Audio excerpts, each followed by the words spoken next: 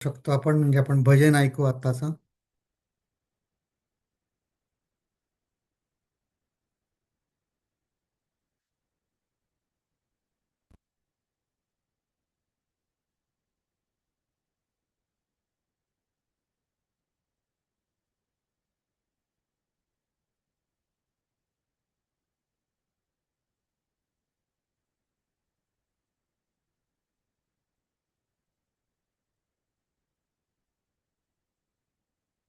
हरी भजना वीण काळ घालवू नको रे, हरी भजना वीण काळ घालवू नको रे.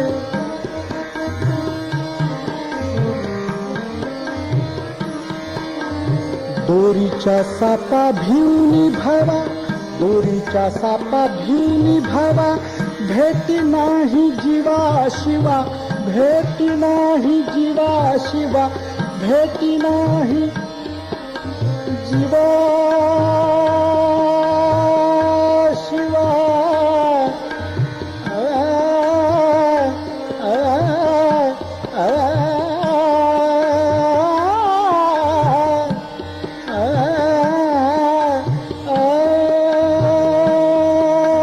भेटी नाही जीवा शिवा, दोरीच्या सापा भिवनी भावा, भेटी नाही जीवा शिवा.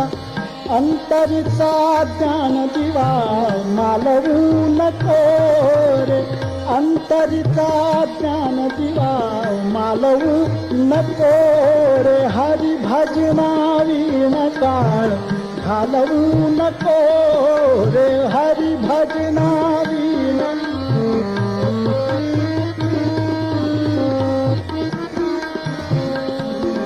विवेकाची ठरेल ऊल, विवेकाची ठरेल ऊल, विवेकाची ठरेल ऊल. ऐसे बोला रे बोल, ऐसे बोला रे बोल.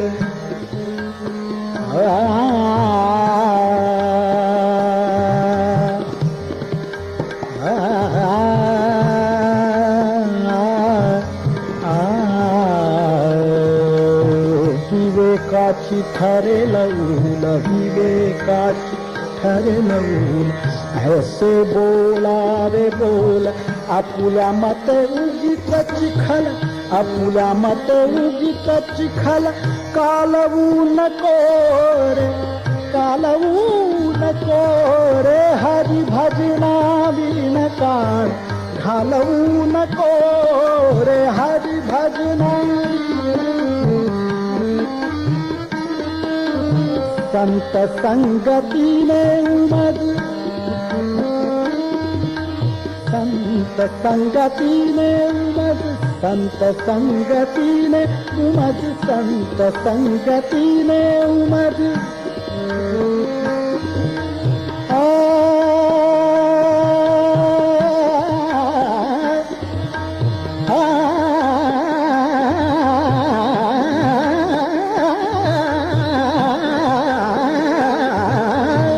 संत संगतीने उमद, संत संगतीने उमद. आणून मनी पुरत समज, आणून मनी पुरत समज. अनुभवा वीण मान, अनुभवा वीण मान.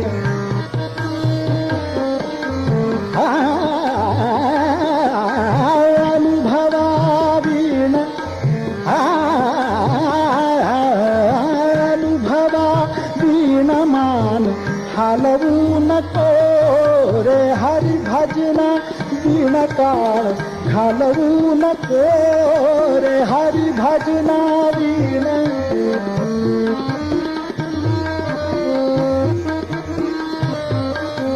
सोहिरा म्हणे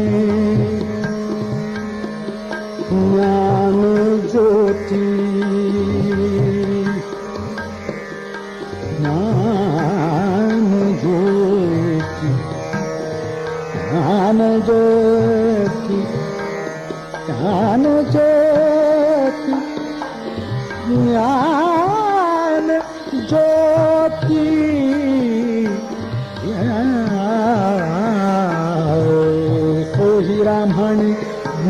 ज्योती सोहिरा म्हणे ज्ञान ज्योती, सोहिरा म्हणे ज्ञान ज्योती. तेथ कैची दिवस राती, तेथ कैची दिवस राती.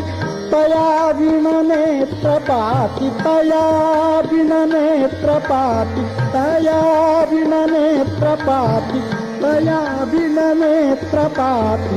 हालवू नको रे, हालवू नको रे, हरी भजना बिन काळ घालवू नको रे, हरी भजना बिन काळ, हरी भजना बिन काळ घालवू नको रे, घालवू नको रे, घालवू नको रे.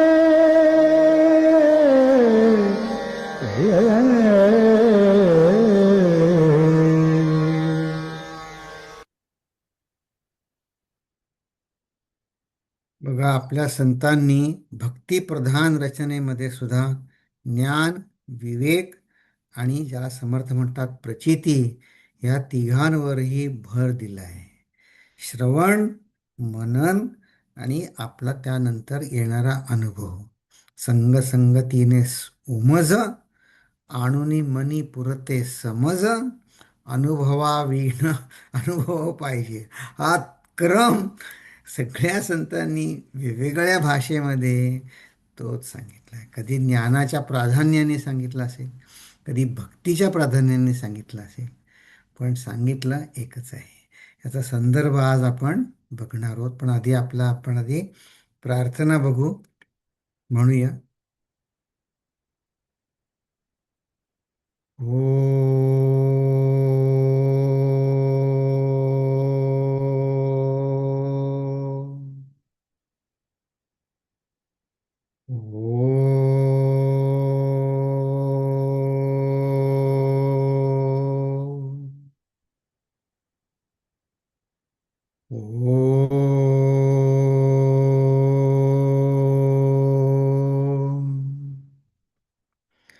ओम श्री गणेशाय नमः. ओम श्री सरस्वत्यै नमः. ओम श्री गुरुभ्यो नमः.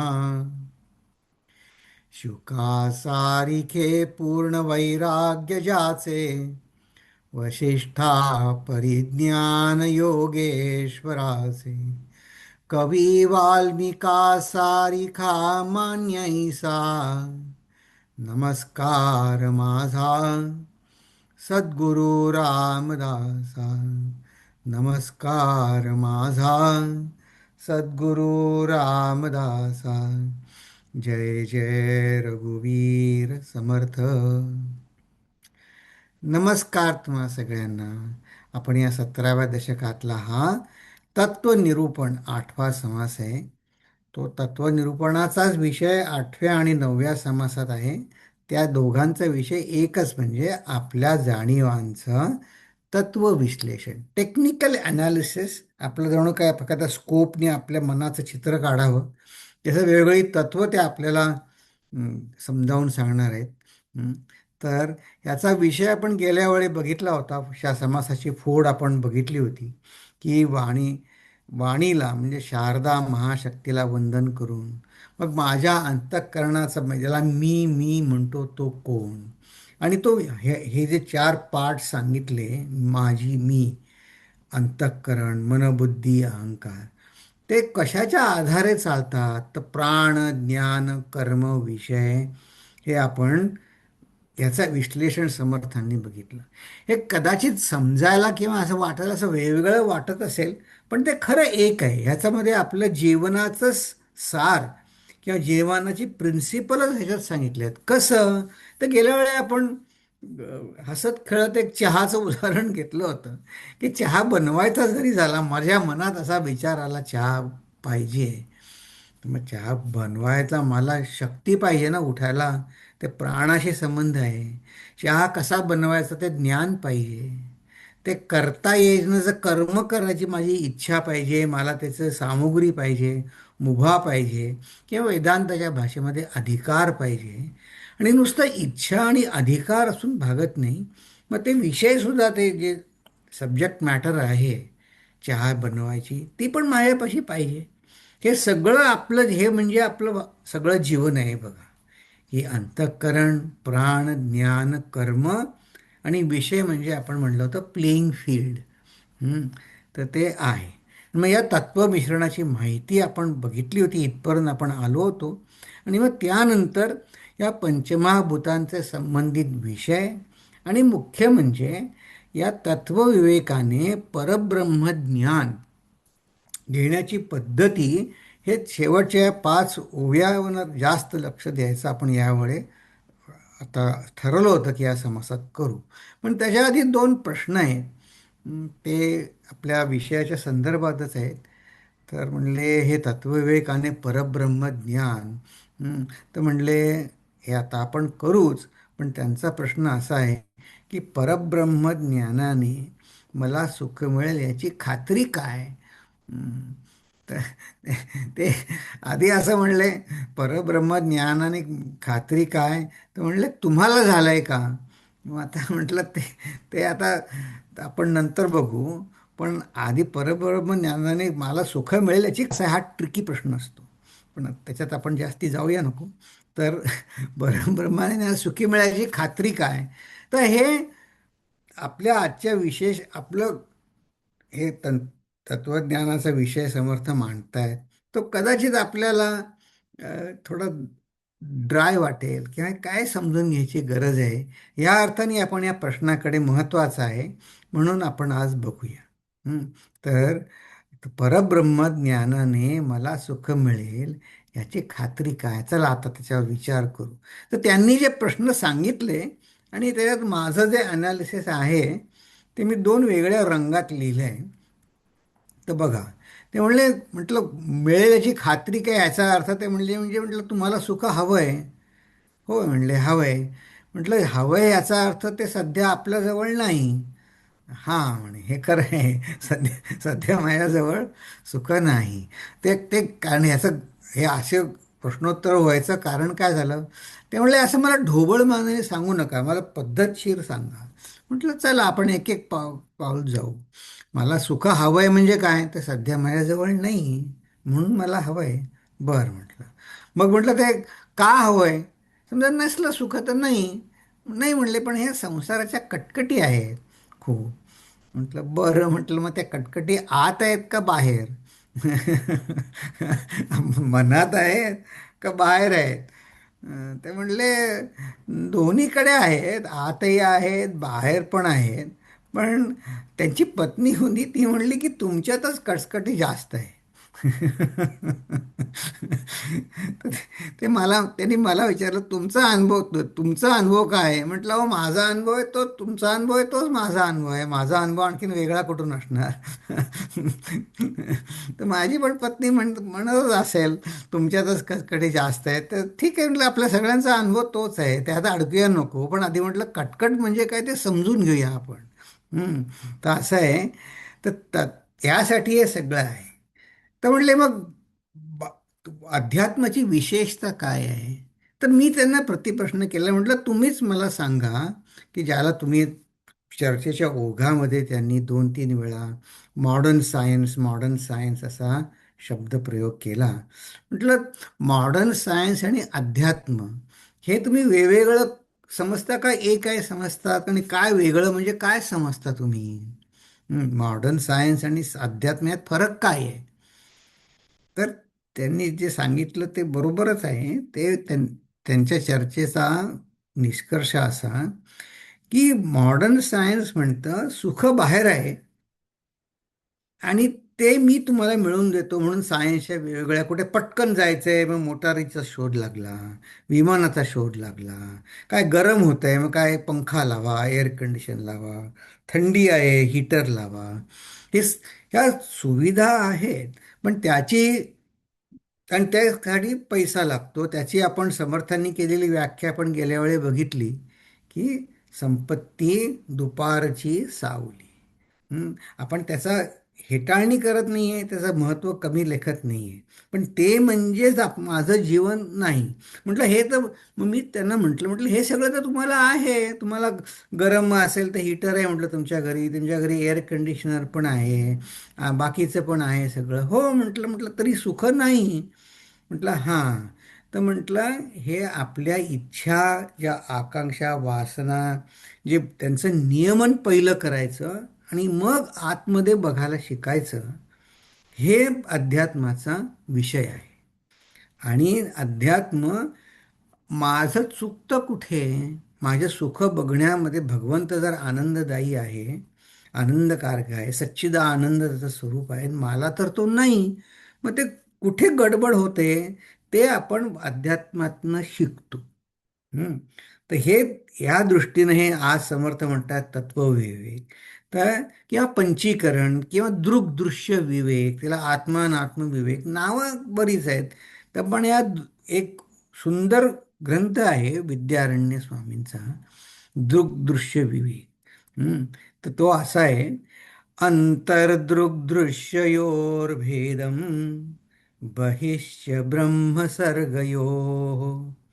आतमध्ये मी कोण, आता आज हे चाललं ना विषय, मन, बुद्धी, चित्त, अहंकार. आतमध्ये सगळं वेगवेगळं आहे, पण सध्या माझी स्थिती कशी आहे, ते सगळं म्हणजे मीच धरून चाललोय. म्हणून आंतरदृक आणि दृश्य, दृश्य आतमधलं आहे, मनातलं आतलं. डोळे मिटून आपण बसलो, आपल्या मनामध्ये किती विचार येतात जातात, पाठीमागच्या आठवणी येतात जातात. मग हे सगळं मी वेगळेपणे पाहायचं, हे आतलं दृश्य आहे. आणि त्यांना पाहणारं पण कोण आहे? तसंच बाहेर जगामध्ये ब्रह्म आणि सर्ग म्हणजे क्रिएशन, हे दोन वेगवेगळं आहे. अंतर्दृग्दृश्ययोर्भेदम बहिश्च ब्रह्मसर्गयो आवृणोत्यपराशक्तिः सा संसारस्य कारणम. ते जे म्हणले या संसाराच्या कटकटी आहेत, हा संसार म्हणजेच काय, ते स्वामींनी काय सांगितलं, हे, हा भेद, ती शक्ती काय करते, ती कव्हर करते. दृश्य आणि बघणारा हे एकच आहे. ब्रह्म आणि त्याची क्रिएशन हे एकच आहे. ह्याच्यात मिसळ होऊन ते सगळं एकच धरून चाललेलं आहे. तर हाय म्हणजे संसार आहे. ते गुरुजी असं म्हणत असं गमतीनं समजण्यासाठी, म्हणे मी आणि माझी सावली हे वेगवेगळं आहे की नाही. पण माझ्या सावलीलाच मी जर धरून चाललो, मग म्हणे रस्त्यातून जाताना कधी ट्रक गेला माझ्या सावलीवरनं, तर मला वाईट वाटेल. म्हणे एवढं कशाला, सावलीवरनं ट्रक नाही, सावलीवरनं ट्रक, माझ्या सावलीवरनं ट्रकची सावली गेली. तर तर- तर अशी म्हणे आपली स्थिती आहे की हा वेगवेगळा आपण विवेक करू शकत नाही. ही शक्तीचं आवरण इतकं आहे, आवरणोत्यपरा शक्ती. आणि हेच संसाराचं खरं कारण आहे. सुख बाहेर नाही, दुःखही बाहेर नाही. ते म्हणले की संसाराच्या कटकटी कुठे आहे, दोन्हीकडे, आतमध्ये बाहेर. अध्यात्म आता दोन्हीकडे नाही आहेत किंवा दोन्हीकडे आहेत. आपल्या दृष्टीमध्ये फरक करायचा आहे. आज जसं सोयरोबा म्हणले, ज्ञानाचा दिवा जागता ठेवायचा आहे. त्यासाठी हे सगळं आपलं विवेचन आहे. हम्म. तर मग ते दुसरा त्यांचा प्रतिप्रश्न होता. मग म्हणले जर परमात्मा जर सच्चिदानंद आहे, नुसता आहे, तर ह्या म्हणले प्रवचनाच्या कटकटी कशाला? म्हणजे त्यांना म्हटलं तुमच्या सगळ्या कटकटीमध्ये माझ्या प्रवचनाची पण कटकटीची भर घातली का तुम्ही? ते म्हणले नाही नाही, असं नाही म्हणत आहे. म्हणजे शब्दाचं महत्त्व काय? तर त्याचं असं आहे की परमात्म तत्व समजण्यासाठी शब्द प्रमाण, मग ते समजून घेतल्यावर त्याच्यावर मनन, आणि त्याच्यानंतर माझी समर्थ सांगतात त्याप्रमाणे प्रचिती. की स्वैरबा म्हणले, अनुभवा वीण मान हलवू नको रे. भजनात म्हणले तो अनुभव, हा क्रम सांगितलाय. आणि ह्या क्रमाने आज आपण हे तत्वविवेचन ह्या संदर्भात आपण बघणार आहोत. दुसराही जो प्रश्न आहे, तो आता चर्चेच्या ओघात येईलच. तो आपण तेव्हा आला की तेव्हा बघू.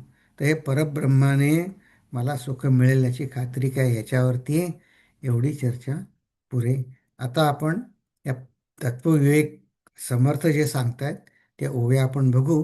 त्याच्या आधी या पंचमहाभूतांच्या संबंधित विषयाच्या ओव्या आपल्या राहिल्या होत्या वाचायच्या, त्या वाचू. तर हा जो दुसरा प्रश्न आहे त्यांचा, की हे जे शब्दाचं का महत्त्व आहे इतकं, ते वाणीचं महत्त्व सांगताना परा पश्यंती मध्यमा वैखरी. तर मॉडर्न सायन्स फक्त वैखरी वाणी जाणतं, त्याच्यावर त्यांचा विचार आहे. पण समर्थ काय म्हणले, की ह्या माझी शब्द तोंडाने मी बोलतो, त्याची कनेक्टिव्हिटी आतमध्ये परावाणीशी उन्मेष वृत्ती किंवा नुसतं शुद्ध जाणीवेकडे जाते. आणि त्याच जाणीवेत अंतःकरणाचा पण जन्म सांगितला आहे. त्याच जाणीवेमध्ये या वाणीचा सुद्धा जन्म सांगितला. त्याला आपण गेल्या वेळी आपण म्हटलं तर माया शिवशक्ती. तर म्हणले हे तुम्ही शिवशक्ती कशाच्या आधारावर सांगितलं. तर आता बघा, समर्थांच्याच एका प्रवचना त्यांच्या पुस्तकामध्ये त्यांचं एक सुंदर पुस्तक आहे, आत्माराम. आत्माराम समर्थांचं एक पुस्तक आहे, फारच सुंदर पुस्तक आहे. त्याच्यामध्ये त्यांनी मायेविषयी आणखीन विशेष सांगितलं आहे. माया निरूपण त्यांनी केलेलं आहे समर्थांनी. त्याच्यामध्ये सुरुवातीचा जो नमनाचा श्लोक आहे, कसं म्हणतात बघा, जय जय जी सच्चिदानंद, जय जय जी आनंद कंद, जय जय जी निजबोधा परमपुरुषा. मग हा परमपुरुष नुसता आहे.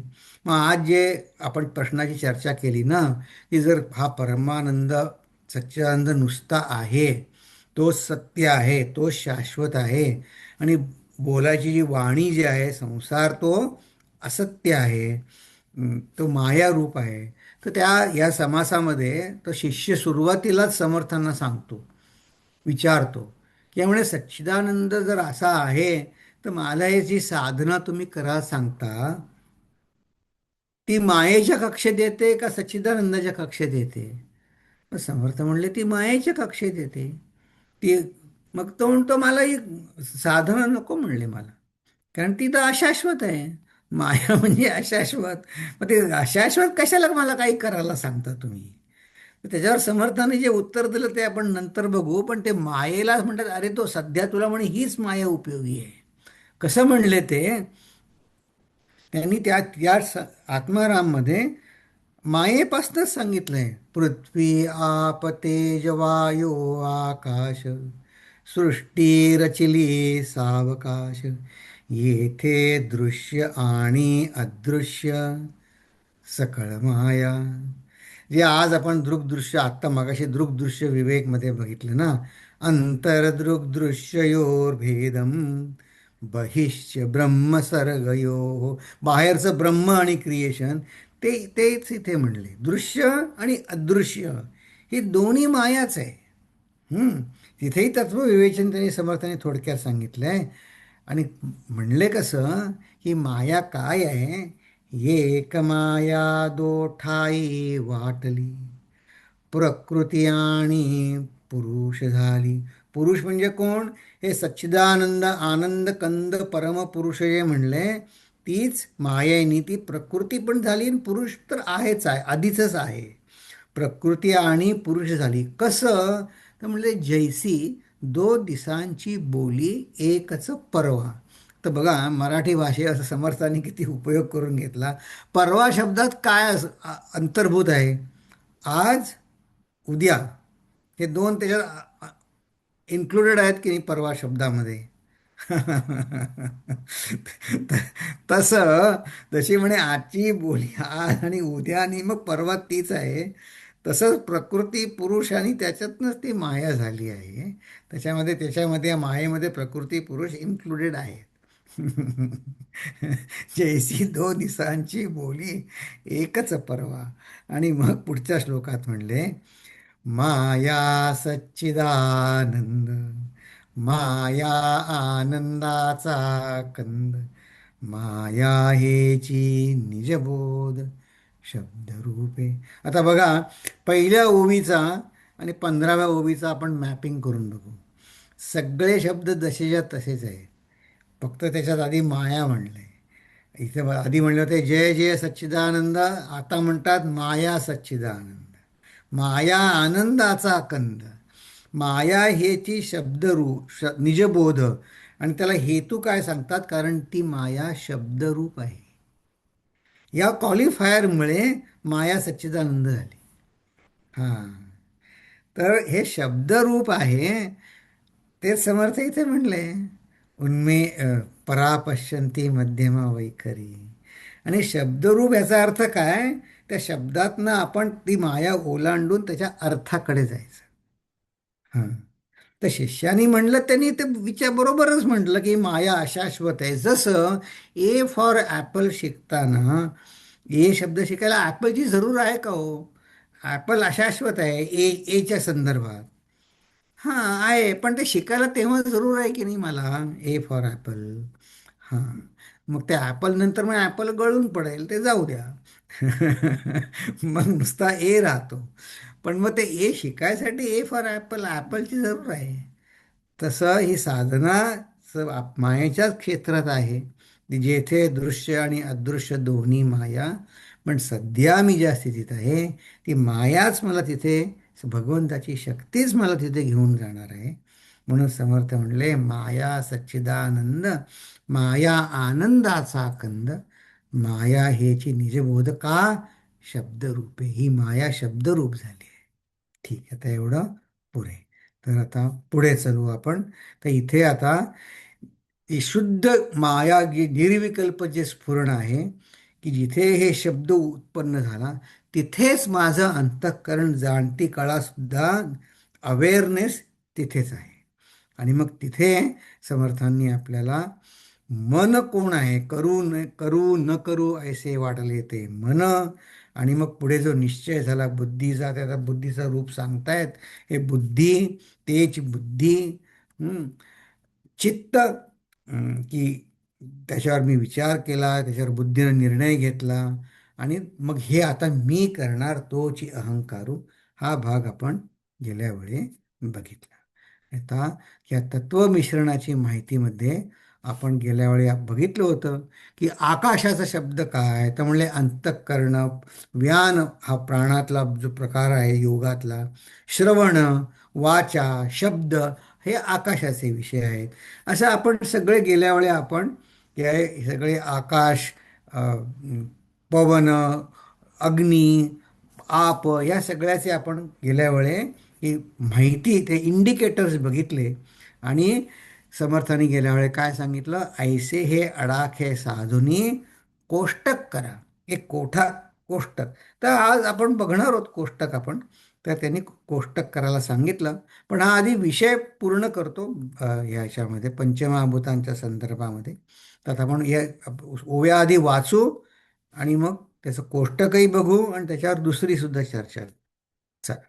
ऐसे सूक्ष्म देहे बोलिले, पुढे स्थूळ निरोपले, आकाश पंचगुणे वर्तले, कैसे स्थूळी. आता या आकाशाचा प्लेईंग फील्ड सांगतायत.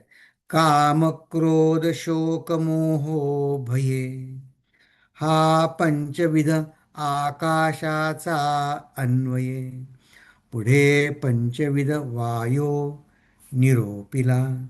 आकाश अंतःकरण सांगितलं की नाही, आकाशाचं अंतःकरण. मग अंतःकरणामध्ये हे सगळं अंतःकरण, माझं अंतःकरण कशाने भरलंय? काम क्रोध शोक मोह भय यांनी माझं अंतःकरण भरलेलं आहे. वायोनी काय झालंय?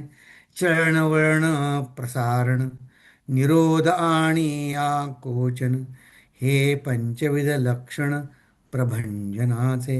प्रभंजन म्हणजे आपण जाणीवेची शक्ती म्हणतो की नाही. चळणवळण म्हणजे काम जे करतो, काही आवर्त घेतो, निरोध करतो, त्याचं ही सगळे प्राणाचं म्हणजे वायूचं क्षेत्र आहे.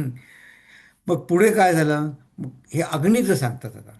क्षुधा, तृषा, आलस्य, निद्रा, मैथुन, हे तेजाचे पंचविध गुण, पुढे आप लक्षण निरोपिले. हा जो विषय आत्ता जो आहे ना, की आता हे तेजामध्ये काय सांगितलं, भूक लागली, जठराग्नी उत्पन्न झाला, तहान लागली, किंवा आळस म्हणजे मंदावला अग्नी, झोप आली, मैथुन, हे तेजाचे पंचविध गुण आहेत. आणि पाण्याचे गुण आता ते पुढे सांगतात. तर ह्याच्या पुढचा जो समास आहे ना, त्याच्यामध्ये हे आणखीन जास्त समजावून सांगितलंय स्थूल देहाचं. कारण त्याचं नावच मुळी पंचतनू विवेक असं पुढच्या समासाचं नाव आहे. इथं नुसतं त्यांनी उल्लेख केला आहे की शुक्लित, श्रोणित, लाळ, मूत्र, स्वेद म्हणजे घाम, हा पंचविध ह्या पाणीचे रूप घेऊन हे वेगवेगळं झालेलं आहे. मग पृथ्वी काय आहे? तर म्हणले अस्थि, मांस, त्वचा, नाडी, रोम, केस हे पृथ्वीचे पंचविध धर्म आहे. ऐसे स्थूळ देहाचे वर्म बोलिले असे. हे तर आहे, आता ह्याला आपण सगळ्यांनाच आहे, आपल्याला ह्याचं काही करायचं काही नाही आहे, फक्त समजून घ्यायचं आहे. मग काय म्हणले की हे जे तत्व नुसते आपण आता हे अकाउंटिंग चाललंय, 25 तत्व कुठली ते पृथ्वी, आप, तेज, वायू, आकाश, हे पाचाचे 25. हे पाचाचे 25 ऐसे मिळून स्थूल देह बोलले. हे पाचाचे 25 कसे झाले? तर बघा, आधी ओवी आली होती ना, अंतःकरण पंचक सांगितलं. मन, बुद्धी, चित्त, अहंकार आणि अंतःकरण, ज्याला ते अंतःकरण पंचक झालं. प्राण पंचक बघितलं होतं, ज्ञानेंद्रिय बघितली होती, कर्मेंद्रिय बघितली होती 5. हे 5 आणि हे 5 विषय, ऐसी हे 5 पंचके आपण 25 बघितले. तर हे पंचमहाभूतांचे संबंधित हे जे विषय आहेत ते ह्याच्यात सांगितले की कथन केले नुसते. तर आता तत्वविवेक, आता ह्याचं आपण आपल्याला काय समजून घ्यायचं की आता जसं उदाहरणार्थ हे विषय म्हणजे काय पंचमहाभूतांचे, पाण्याचं क्षेत्र काय, तर म्हणले वीर्य, लाळ, मूत्र, घाम हे वेगवेगळ्या प्रकार, पाणीच वेगवेगळ्या प्रकारात आहे की नाही. किंवा पृथ्वी काय म्हणले की पृथ्वीचे अस्थि, मांस, त्वचा, नाडी, रोम हे पृथ्वीचे जड तत्वाचे वेगवेगळे प्रकार आहेत. तर तत्वविवेकाने परब्रह्मज्ञान चा हा विषय आहे, तो आता आपण आणखीन एका वेगळ्या तऱ्हेने बघू की हे तत्वाचं परब्रह्माचं ज्ञान माझंच माझ्याकडे आतमध्ये जायचं आहे की नाही, आपल्या आतमध्ये. ते कसं? तर ते ह्या विषयाची प्रस्तावना 10व्या दशकामध्ये, जगज्योती दशक जो आपण बघितला 10वा, त्याचा मी रेफरन्स घेतला आहे. बाकी इतरही तुम्हाला मिळाला तर बघा. हे आपलं मला जे सोयीचं सोपं वाटलं ते मी घेतलंय, बघा तुम्हाला आवडतं का. मग मीचा शोध म्हणजे खरा मी कोण? तर समर्थांच्या मते ते सांगतात, मला बरं वाईट वाचतं, माझ्या भावना आल्या, ते म्हणले तो तू नाहीस. मला सुंदर कल्पना सुचली, त्या कल्पनेचाच मला अभिमान आला की बघा माझी आयडिया किती चांगली आहे. समर्थ म्हणले ती आयडिया आहे ठीक आहे, पण ती माझी आहे, त्याने तुला दुःख होतंय. ते तर माझं, त्यात माझं माझं करू नकोस. तर हे जी सगळी उगाचच ममता, मी आणि माझं हे वेगवेगळं करण्यासाठी समर्थ आपल्याला हे तत्वविवेचन सांगतायत. त्यालाच इथे आपण बघतोय मीचा शोध. मग आता मी काय आहे? तर समर्थ म्हणतात का बघायला पाहिजे? परमेश्वरास ओळखिले, आपण कोणसे कळले, आत्मनिवेदन झाले म्हणजे बरे. म्हणजे परमेश्वराला अर्पण करायचं भक्तिभावानी म्हणा, ज्ञानानी म्हणा, कर्मयोगाने म्हणा, परमेश्वराला कर्म अर्पण करायचं. तर परमेश्वर कोण आहे ते समजलं पाहिजे. मी कोण आहे समजलं म्हणजे मग आत्मनिवेदन होईल. नैवेद्य, निवेदन म्हणजे नैवेद्य, पण परमेश्वराला माझं, मी स्वतः हे माझं कर्म अर्पण करायचं आहे. म्हणून ही आपली चर्चा चालली. मग मी कशाचा बनलोय, कशा कशाचा बनलोय?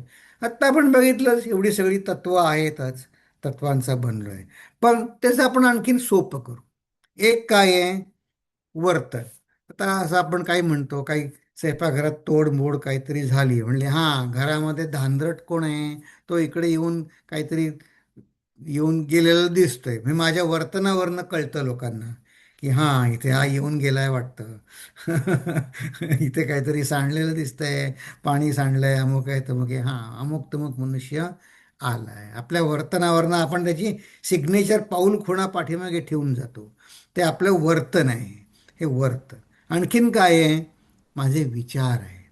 मी आणि माझे विचार ह्याचा मी बनलोय. तर विचार न करिता जे जे केले, ते ते वावगे व्यर्थ गेले. म्हणून विचारी प्रवर्तले, पाहिजे आधी. आधी विचार करायचा आणि मग वर्तन करायचं, हा क्रम आहे. पण यांनीच भागत नाही. या आणखीन एक पण एक कॉम्पोनंट आपण त्यात लक्षात घ्यायला पाहिजे, तो म्हणजे भावना. माझी ते पण विचारच आहेत, पण त्याचं प्रायोरिटी आणखीन वेगळी आहे त्याला.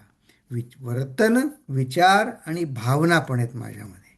मग भावनांचं कसं आहे, एक सुखी एक दुःखी, ऐसे वर्तते लौकिकी, एका अंतःकरणाची ओळखी, कैसी जाणावी.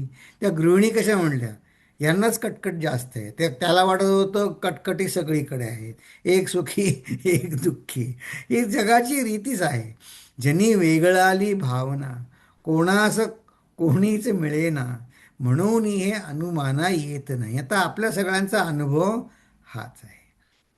मग हा आपल्या सामान्य साधकाचा, आपला तुमचा आमचा हा अनुभव आहे. ठीक आहे. मग आता समर्थांची विशेषता काय आहे? समर्थांचं आपण म्हणतो दासबोध प्रॅक्टिकल आहे, प्रॅक्टिकल आहे. का प्रॅक्टिकल आहे? तर समर्थ त्यांची स्वतःच्याबद्दल ते आधीच त्यांना पूर्ण जाणीव आहे. बहुत भ्रमिष्ट मिळाले, त्यात उमजल्याचे काय चाले, सृष्टीमध्ये उमजले ऐसे थोडे. असे थोडंच आहे म्हणून ते पण जपून हळूहळूच उपदेश करत असतात आपल्याला समर्थ. त्यांचा व्यवहारी दृष्टिकोन आहे, पण त्यांची स्वतःची जी आतमध्ये अनुभूती आहे ना, तिथेपर्यंत त्यांना न्यायचं आहे समर्थांना आपल्याला.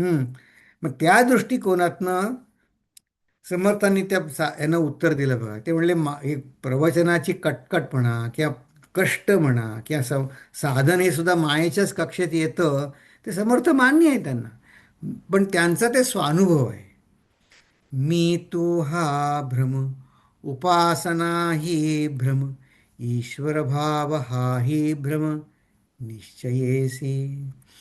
या कारणे सृष्टी भासत, परंतु भ्रमची हा समस्त.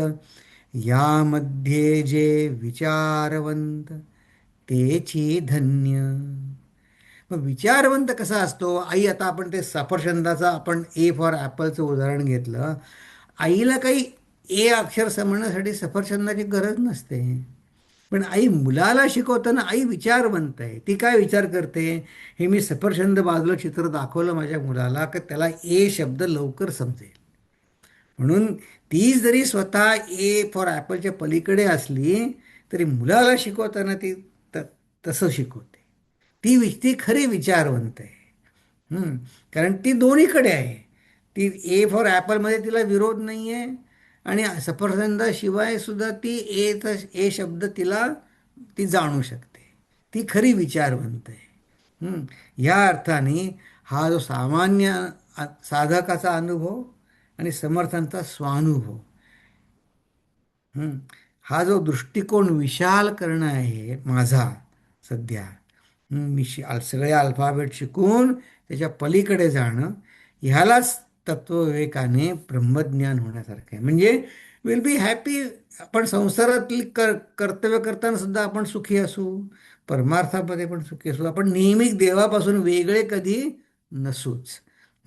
हा तत्वविवेकाने परब्रह्म ज्ञान करून घेण्यापाठीमागचा उद्देश आहे.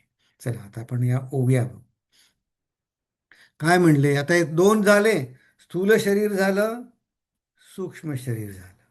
स्थूल शरीर मनोबुद्धी चित्त अहंकार, ते कशाचं बनलंय? इच्छा, आकांक्षा, शोक, मोह, भय. स्थूल देहाचं आपण बघितलं. कर्मेंद्रिय, ज्ञानेंद्रिय, पंचकांमध्ये. मग स्थूल सूक्ष्म ह्याच्या पलीकडे तिसरा देह जो आहे, तो म्हणले कारण देह आहे. तिसरा देह कारण अज्ञान, चौथा महाकारण ज्ञान. ही या दासबोधाची विशेषता आहे. हे चारी देह निर्शिता विज्ञान परब्रह्म ते. आता या दोन ओव्या 30 आणि 31 आपण आधी बघू, या एक नुसत्या वाचू, मग त्याचा अर्थ बघू.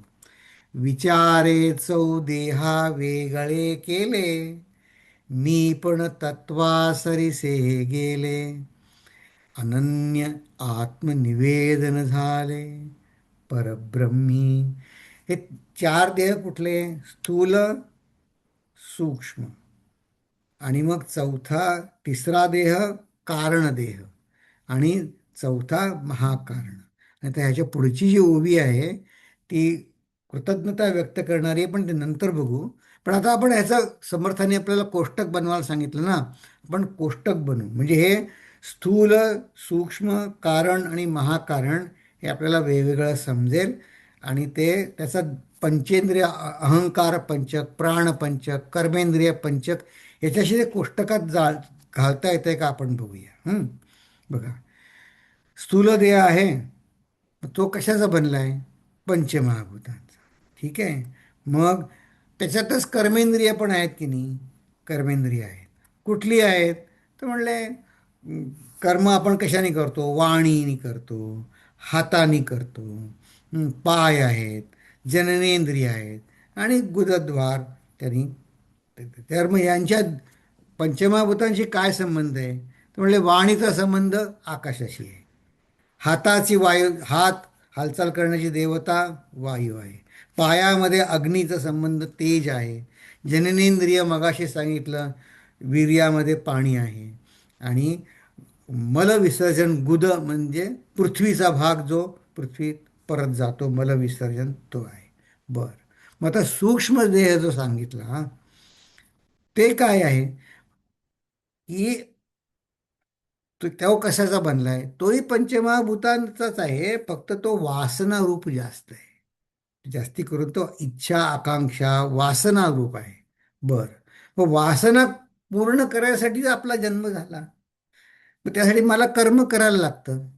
बरोबर आहे. मग कर्म मी कसं करतो? मग कर्म करायसाठी बघा, मी बोलतो, वाणी आहे, पण ते बोलण्याचं काम सूक्ष्म जीवाला, म्हणजे सूक्ष्म जीवामध्ये जे अंतःकरण पंचक सांगितलं त्यांनी होतं, म्हणून मग बोलणं होतं. मग हात हात आहेत, हे नुसते स्थूल स्थूल हात आहेत. त्याची देवता वायू आहे, पण त्यांनी हे सूक्ष्म शरीरातनं देणं घेणं होतं, जाणं येणं होतं पायानी. मूत्र रेत या जननेंद्रियांमध्ये आहे, आणि मलत्याग आहे. बर. मग आता मी जेव्हा मनाने म्हणजे सूक्ष्म देहाने विचार करत नसतो, स्थूल देहाने सुद्धा स्वस्थ असतो, झोपी गेलेला असतो समजा, त्यावेळेस मी कुठे असतो? त्यावेळीस माझा स्थूल देह, सूक्ष्म देह माझ्या मुकुलित अवस्थेमध्ये कारण शरीरात असतो. हम्म. त्याला प्राज्ञ अशी पण संज्ञा आहे. प्रकर्षेण अज्ञ, म्हणजे माझं अज्ञान तेव्हा जणू काही क्रिस्टलाइज झालेलं असं नुसतं अज्ञान असतं, मला कशाचंच भान नसतं. हे अज्ञान आहे. पण ह्या अज्ञानाला समर्थ गुणमाया असं म्हणतात. कारण समजा माझ्या मनामध्ये काही रागद्वेष आहे, तर ते आत्ता व्यक्त होत नाही आहेत, पण जागा झाल्यावर व्यक्त होतील की नाही? हां, जागा झाल्यावर व्यक्त त्याला, याचाच अर्थ ते अनमॅनिफेस्ट गुणमाया स्वरूपात आहे. म्हणजे तीन हे स्थूल, सूक्ष्म, कारण, हे असे अनेक कारण देह आहेत पूर्ण अज्ञानात. झोपी गेल्यानंतर ते पूर्ण अज्ञानी असल्याकारणानं त्यांच्यात फरक काहीच नाही. फक्त ते जाग झाल्यावर फक्त फरक आहे. पण या सगळ्याचा मिळून जे काय मोठं आहे, सृष्टी म्हणा, पूर्ण ब्रह्मांड, त्याला समर्थ महाकारण असं म्हणतात. आणि ते मात्र ज्ञानी आहे. कारण हा संकल्प ईश्वराच्या संकल्पातनं तयार झाला, तो ज्ञानी संकल्प आहे. आणि त्याला ते मूळ माया असं म्हणतात. त्यालाच ते पुरुष प्रकृती असं पण म्हणतात. आज आपण जो रेफरन्स बघितला मायेचा, की तो पुरुष आणि प्रकृती ती माया झाली. हं. तर तर हे जसं आता इथे बघितलंय, कर्मेंद्रियामध्ये आपण वाणी, हात, पाय, जननेंद्रिय, गुद, तसंच तुम्ही आता बघा, तुम्ही हे सगळं तुम्ही कर्मेंद्रिय पंचक करून बघा, अंतःकरण पंचक करून बघा, पंचभूतांचं पंचक करून बघा. या सगळ्यामध्ये आपल्याला असं दिसेल की ज्याला कोणाला मीनी चेतना दिल्याशिवाय ह्यातलं कोणीही ऍक्टिव्ह होत नाही बघा. की हात नुसते आहेत, मी हाताला चलन दिल्याशिवाय ते हात काम करू शकत नाहीत. मनामध्ये माझ्या गेल्या खूप आठवणी आहेत, पण मी त्या जागं केल्याशिवाय त्या नुसते शब्द ना काही चेतना नाही, मी त्यांना चेतना देतो. हम्म. या अर्थाने समर्थ म्हणतायत, हे विचार आणि या 14 हे वेगवेगळे केले, पण मी पण तत्वासरीसे गेले. ह्या सगळ्या तत्वांमध्ये मी कुठे आहे? हे सगळी नुसती तत्व वेगळी वेगळी आहेत. माझ्या जुन्या आठवणी आहेत, माझी बुद्धिमत्ता आहे, माझ्यात आधी खूप शक्ती होती, ती प्राणशक्ती वेगळी आहे. पण हे विचार करून करून मी बघितलं की ह्यामध्ये मी कोणीच नाही, मी या सगळ्याचा नुसता साक्षी पाहणार आहे. ह्यालाच ते अनन्य आत्मनिवेदन असं म्हणतात. हा विषय नंतर समर्थ पुन्हा समजावून सांगणार आहेत, पण यांची आपली झेप, आपल्या साधनेची झेप, साधना कधी पूर्ण होईल? तर ह्या सगळ्या माझ्या मनातल्या विचारांकडे, माझ्या स्थूल देहाच्या कृतीकडे मी नुसता विचाराने वेगळेपणे पाहू शकेन, तेव्हा माझी साधना पूर्ण, आत्मानात्म विचार पूर्ण झाला, असं समर्थ म्हणतात. तर आता या पुढच्या 2 ओव्या आहेत, ते काय म्हणले की असा विवेक केल्यानी काय होईल? विवेके चुकला जन्ममृत्यू, नरदेही साधले महत्कृत्य, भक्तियोगे कृतकृत्य सार्थक झाले. बघा आजच्या भजनामध्ये सोयरोबा कसं म्हणले, हरिभजना विण काळ घालवू नको रे. कायम तुम्ही काय केलं पाहिजे? एक तर विवेक केला पाहिजे, किंवा मला कृतकृत्य व्हायचंय, कर्मयोगाने म्हणा, फक्त नरदेहामध्येच हे शक्य आहे, किंवा भक्तियोगाने सुद्धा कृतकृत्य व्हायचंय. बघा भगवद्गीतेमध्ये सुद्धा अगदी अशाच अर्थाचा श्लोक आहे, की या सगळ्या कडे जर मी वेगळेपणे पाहू शकलो. वेगळेपणे पाहण्याचं कशासाठी? जसा ट्रॅफिक पोलीस असतो की नाही, तो नियमन करतो की नाही ट्रॅफिकचं. खूप आपण जर ट्रॅफिकमध्ये अडकलो आहे, तर मग आपण ते सफर करतो. पण तो पोलीस काय करत असतो? ट्रॅफिकचं नियमन करत असतो. हे नियमन ज्याला साधलं, तर त्याला कृतकृत्यता आली. तर भगवद्गीता कसं म्हणते बघा, की आता हा इतिश्री पंचीकरण केलेची करावे विवरण. इथे पंच पंचीकरणाचा तत्व विवेशाचा भाग संपतो, आणि ह्याच्या पुढच्या 33 नंतर 33व्या ओवीचं शेवटची ओळ, दुसरी ओळ, आणि 34-35 या कृतज्ञता व्यक्त करायच्या ओव्या ओव्या आहेत, कृतकृत्य झाल्याच्या. पण त्याआधी आपण भगवद्गीतेचा श्लोक बघू. चुकला जन्म मृत्यू, नरदेही साधले महत्कृत्य. बघा श्रीकृष्ण काय म्हणतात, शक्नोति हैव यः सोढुम. हे ज्याला शक्य झालं, काय शक्य? कधी? प्राक शरीर विमोक्षणात. भगवद्गीता सुद्धा मेल्यावर मुक्ती मिळेल असं असं नाही ते समजत. ते म्हणतात मरायच्या आधी काय शक्य व्हायला पाहिजे? कामो क्रोधो उद्भवम वेगम. त्याला जर मी आवरू शकलो, शक्नोति हैव यः सोढुम प्राक शरीर विमोक्षणात् काम क्रोधोद्भवम वेगम. हे जर करू शकलो, जो करू शकतो, त्याला भगवद्गीता युक्त पुरुष म्हणते, सुखी म्हणते. यालाच समर्थ कृतकृत्य म्हणतात, सार्थक झाले म्हणतात. आणि हे मिळाल्यानंतर नाही, आत्ता ह्या जन्मी कृतकृत्य झाल्यावर आत्ता आपल्याला होता येईलच. हम्म. तर बघा समर्थ पुढे म्हणतात की कृतकृत्यता ही अशी कृतकृत्यता झाल्यावर, की आपण विचार करू माझं जीवन कृतार्थ झालं. ते कसं झालं? त्याला उपमा समजण्यासाठी समर्थ म्हणतात, जसं म्हणे मी लोखंड आहे, पण मी जर सुवर्ण झालो, लोहाचे झाले सुवर्ण परिसाचे नियोगे. परिसाच्यानी परिसाचा स्पर्श होऊन लोखंडाचं सोनं झाल्यावर कसं होतं, किती त्याला व्हॅल्युएशन केवढी बदलली. पण ते लगेच म्हणतात की ही सुवर्णाला संसाराच्या भूमिकेमध्ये सर्वोच्च मूल्य आहे खरं, पण म्हणलं ही उपमा पुरेशी नाही. पण म्हणले हा दृष्टांत घडेना, म्हणजे हाही खरा खरा नाही. कारण परिसाने लोखंडाचं परीस नाही होत, फक्त सोनच होतं. परिसाचे न परीस करवेना. पण म्हणले संतांच्या उपदेशाने शरण जाता साधू जना साधूच होई. ते शिष्याला साधूसारखंच करतात. त्याला कृतकृत्य होतो तो, आणि तो ते ज्ञान इतरांना देऊ पण शकतो. हम्म. तर ही या तत्वज्ञानाची विशेषता आहे. हा समर्थ हाच विषय आणखीन वेगळ्या शब्दात पुढच्या समासात समजून सांगणार आहे. हं? तर आत्ता आपण ही फक्त तोंड ओळख बघितली, पाच पाच पाच अशी. आणि त्याच्यावरती काय बघायचं ते तत्वविवेचन करून, हे सगळं मी नाही, हे हे पाच माझे आहेत अवयव. पण ते जशी माझी गाडी आहे, माझा शर्ट आहे, माझं टेबल आहे, तसं आपण त्याच्याकडे बघता आलं पाहिजे आपल्याला. हं. आणि मग हे जर मला कळलं तर त्याने काय होणार आहे? विवेके चुकला जन्म मृत्यू, नरदेही साधले महत्कृत्य, भक्तियोगे कृतकृत्य सार्थक झाले. बघा, आपला साधा दिवसाला आपण काही काही अमुक एक काम करायचं ठरवलेलं असतं दिवसभरामध्ये किंवा आठवड्यामध्ये. ते दिवसाभराचं काम झाल्यानंतर रात्री झोपताना कसं बरं वाटतं की नाही, की हां चला आज दिवसभराची सगळी कामं संपली बुवा. हं.